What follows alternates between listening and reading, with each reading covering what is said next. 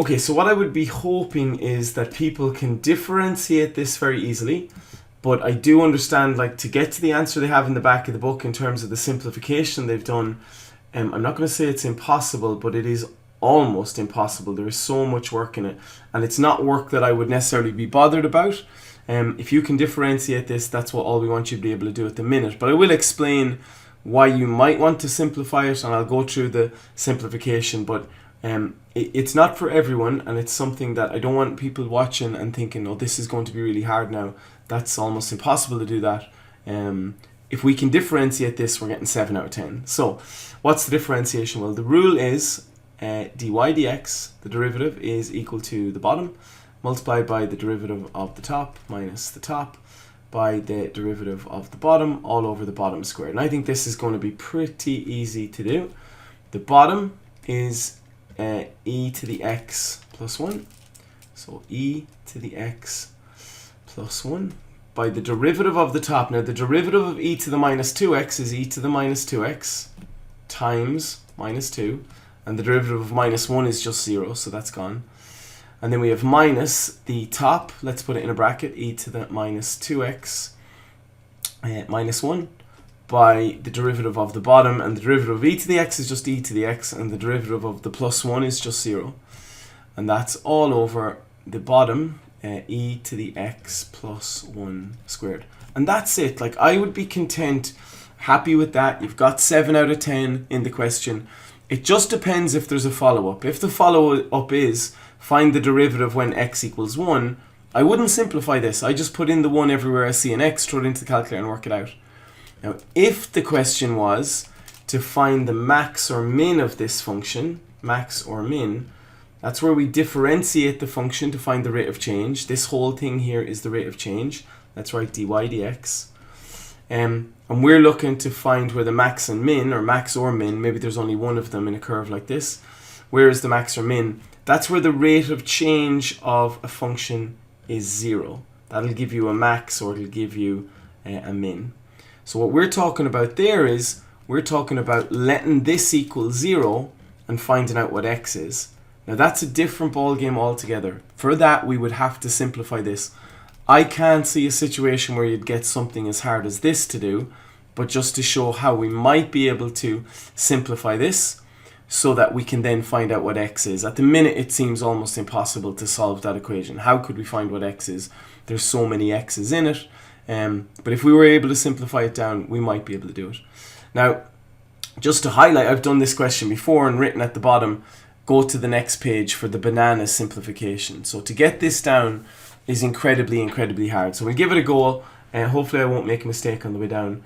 And like I said, if you're happy enough that that's differentiation and you don't want to overload your brain, I suppose, with loads of algebra at the minute and probably confuse a lot of people, I wouldn't bother maybe watching the rest of the video. But if you're interested in seeing how we might be able to work with this or manipulate it down, you can have a look. Again, I don't think we're ever going to get something as difficult as this.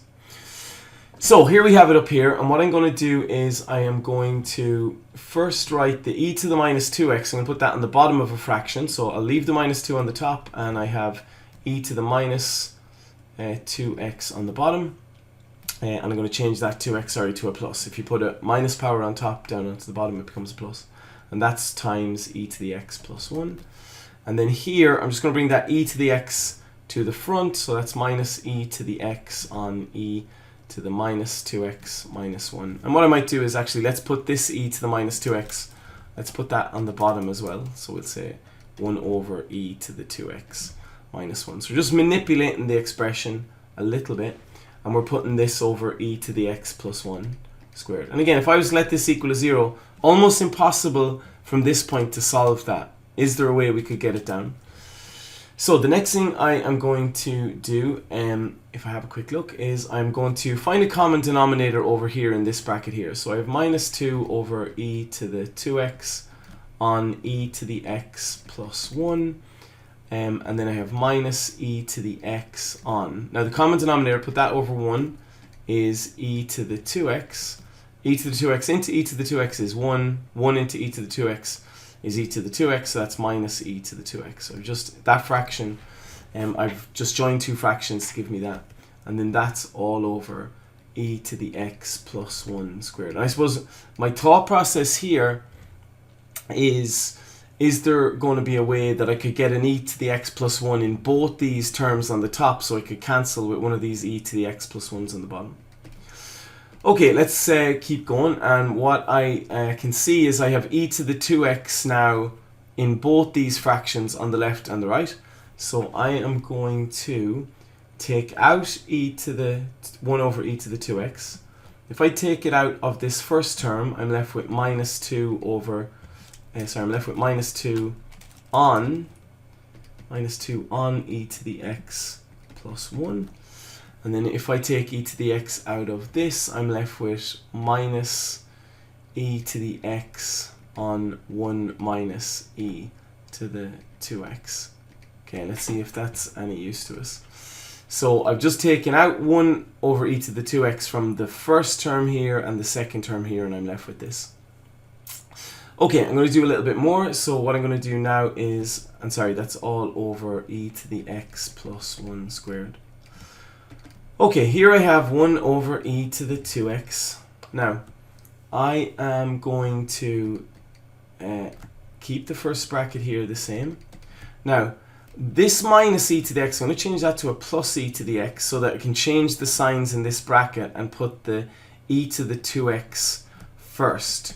So all I've done there is I've changed the signs in the bracket and changed the sign of the term outside. And it's going to be very tricky to see why I would have done that until we open it up a bit further. So let's go one line further and see why I did that.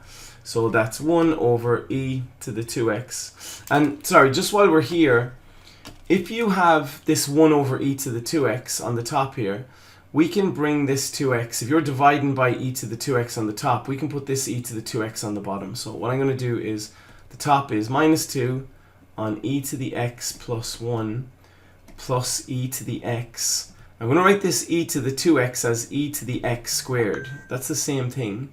And then minus 1. And that's all over. This e to the 2x on the bottom is going to go on the bottom now beside this e to the x plus 1 squared. Okay. Again, you could possibly think of that as, just to give you a different color pen to show you this, that e to the 2x in here, there'd be nothing wrong with writing it in here.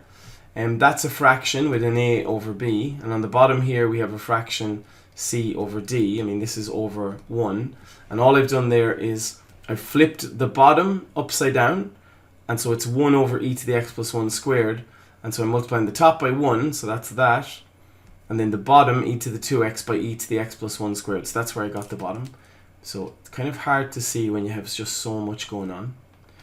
Okay, now why did I do that? What's the story with this piece here? Why did I change that e to the 2x into e to the x squared? Well, it's very hard to spot, but that's the difference of squares. So what am I going to do here? I'm going to bring it up here, and I have minus 2 on e to the x plus 1 plus e to the x. Now, this is the difference of squares. It's two brackets, here and here. E to the x squared means that this is e to the x and this is e to the x. Minus 1 here means that's a plus 1 and a minus 1. And then that's all over e to the x plus 1 squared, e to the 2x. Now I'm going to divide every term in the question by e to the x plus 1. That'll leave me with an e to the x plus 1 here, and it'll get rid of the 2 that are on the top. So now the top is minus 2 plus e to the x by e to the x is e to the x squared, and e to the x by minus 1 is minus e to the x, and that's all over e to the 2x on e to the x plus 1 squared. This is where it gets tricky again. I am going to write the e to the x squared at the front. Then I have minus e to the x, and then I have minus 2. Now you may not see it, but that's a quadratic on the top. As hard a quadratic as we've ever seen, but it's a quadratic. And sorry, that squared is gone because obviously I got rid of it up there. Now, this is a quadratic on the top. There's 3 terms, a squared term, another term and a constant. So two sets of brackets. E to the x squared, that's going to be e to the x by e to the x. 2, that's obviously going to be 2 and a 1. And to figure out my signs, if I put a minus here and a plus here, these inside 2 give you minus 2 e to the x, and these outside 2 give you e to the x. And what do you do with a minus 2 e to the x and an e to the x? Well, that will give you the minus e to the x that's in the middle. Okay, and that's over e to the x plus 1. Now you might see that these cancel. Oh, sorry, and I still have that e to the 2x here. So e to the 2x on e to the 2x plus 1. I was getting excited about cancelling that and that. And then this is way more simple. So what I have now is I have, I'm going to put this e to the 2x back up on top. E to the minus 2x, bracket e to the x minus 2. And that's the simplest that I can get this equation. I could probably write it different. Like I could write it as, if I multiplied this in, e to the minus 2x by e to the x is e to the minus x. And then e to the minus 2x times minus 2 is minus 2 e to the minus 2x. I mean, that would be fine as well. That's kind of neat too. And then how does this help us with the problem I posed earlier where we're trying to find a max and min? A max and min is letting this equal to 0. Well, this is quite easy. If you have two brackets and they equal 0, so e to the minus 2x could be 0. There's no solution to that. E to any power, you can't get 0 when you do that, so there's no solution to that. But there is a solution to e to the x minus 2 equals 0. E to the x would be equal to 2. We use logs here, so we have x is equal to log e2, or you could say x is equal to the natural log of 2, and you can put that in the calculator if that was a question about finding the max and min. So look, could you have done that earlier on? Put a 0 equals 0 up here, multiplied up by the bottom here, which would still be 0, and then try and manipulate out the top so that you're somehow able to get a fraction like this and be able to factorize it to find a solution for x, for which x is for which the equation is equal to 0 maybe. Now, I don't know who's stuck with that. I think that's overkill. I think that's something that I couldn't imagine them asking that in the exam. What could I imagine them asking in the exam? They could ask, find the derivative of this, which is what the homework is. That's the solution there. Maybe then saying, find the derivative of that when x equals 1. But look, if you were somehow able to do this next page, you're set up really well, obviously, to do very, very hard algebra questions. That's it.